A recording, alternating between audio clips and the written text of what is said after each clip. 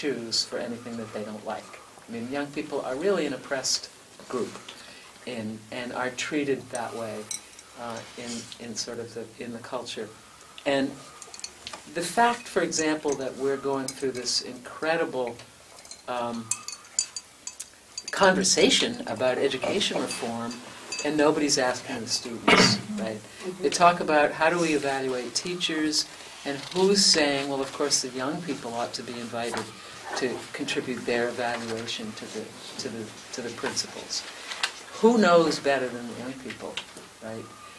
And there's a million. We could all come up with a million lists of things where young people have no voice on the things that determine their existence. So what we find is that since young people are, and how often does the mayor have a youth council, and does the governor have a youth council, and does the principal have a youth council?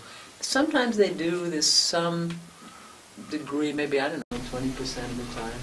But it should be across the board that when you're doing things that affect young people, there's a group of young people that get to say, how is it going?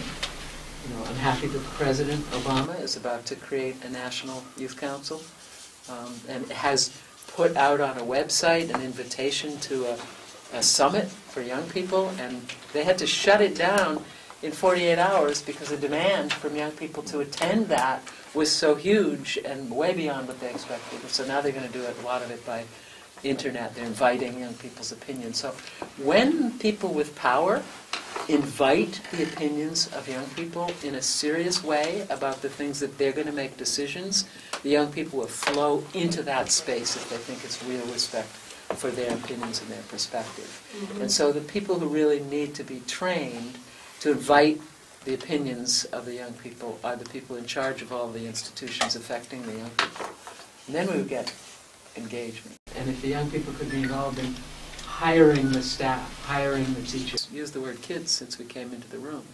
But in most situations, people are talking about young people as kids, even if they're 21 or 22. And young kids don't like to be called kids after they're about 11. I just wonder if we could follow up. You identify a successful thing to do, put youth councils, get more engaged. I wonder just if some other folks could talk about what are the successful things that we're doing, that you're doing, that engage youth. As you think of, and I love the way you did that, Dorothy, because you're talking about if you're designing something, you're trying to do something, what do you need to make sure in order for that to be successful, to get youth involved?